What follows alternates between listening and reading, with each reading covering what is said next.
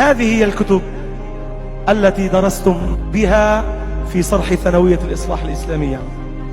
ماتماتيك، سيونس دو لا في، شيمي، ليتراتور، تاريخ، جغرافيا، أدب عربي، فلسفة، تربية وطنية.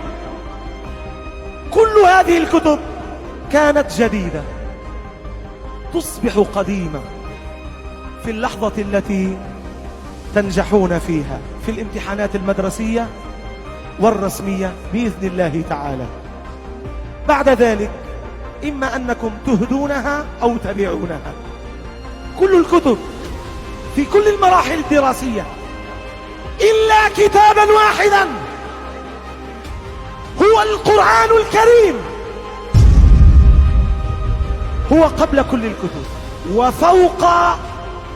فوق كل الكتب، هو الذي ينبغي أن يبقى معكم على امتداد حياتكم.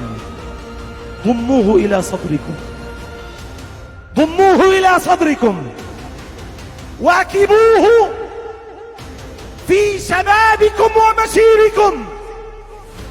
صادقوا ما كتب الله لكم من حياة. هو دستوركم وهو نبراسكم وهو قائدكم وسائقكم إلى الجنة. هو الذكر الحكيم، هو حبل الله المتين، هو الصراط المستقيم. طرفه بيد الله، طرفه الآخر بأيديكم فلا تهجروه. ابنوا علاقة محبة ووئام، لا علاقة إعراض وهجران. كلما قويتم مع القرآن قويتم في حياتكم، كلما هجرتم القرآن ضعفتم في حياتكم.